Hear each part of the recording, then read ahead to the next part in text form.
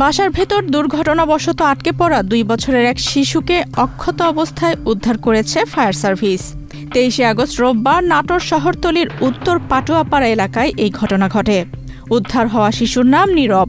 সে ওই এলাকার বাসিন্দা নজিবুর রহমানের ছেলে। স্থানীয় সূত্রে জানা যায়, শিশু নীরব খেলার ছলে একাই ঘরের ভেতর ঢুকে অসাবধানতাবশত ভেতর থেকে দরজা লক করে দেয়। দুর্ভাগ্যবশত সে সময় বাসায় অন্য কোনো সদস্য উপস্থিত ছিলেন না। কিছুক্ষণ পর পরিবারের সদস্যরা বিষয়টি টের পেয়ে দরজা খোলার প্রাণপণ চেষ্টা চালায়, কিন্তু ব্যর্থ হয়। দীর্ঘ আধা ঘন্টারও বেশি সময় ঘরে একা আটকে থেকে শিশুটি অনবরত কান্নাকাটি করতে থাকলে পুরো এলাকায় আতঙ্ক ছড়িয়ে পড়ে।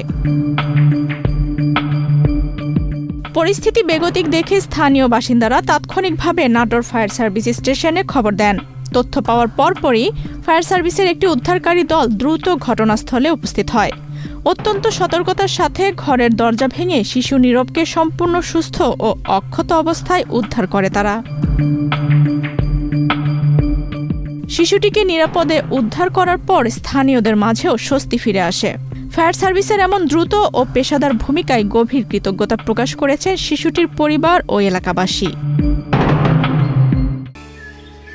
জায়গা কেনার পর কোনোদিন ভাবিনি বাড়ি দেখে যেতে পারবো। বাবা, তুমি করেছো জমি আর আমি করলাম বাড়ি। এখন থাকবে তোমার নাতি।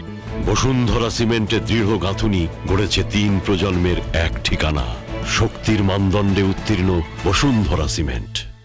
বসুন্ধরা সিমেন্ট, প্রজন্মের বন্ধন।